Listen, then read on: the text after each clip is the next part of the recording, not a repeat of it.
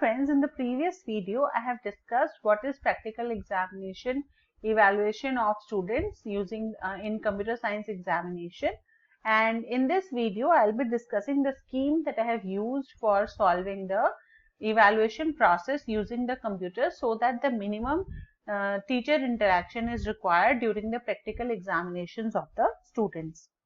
So let me cover the steps. This is the overall scheme or the diagram. In this, the student program is submitted to the model. Then there is a model program that is stored in the database along with the question.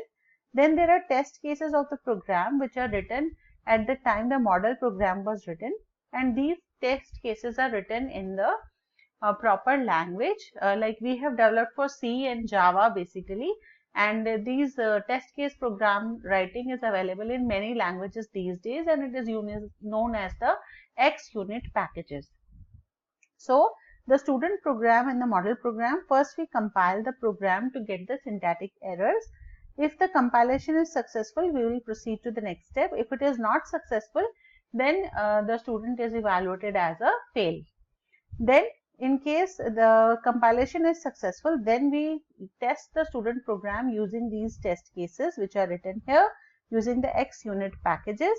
After the successful evaluation of the student using XUnit packages, we will find out the metrics of the student program using the CCCC tool, which is available online free of cost, and then we will find the similarity of the student program to the model program, that is the logic of the program will be compared with that of the model program using the system dependency graphs.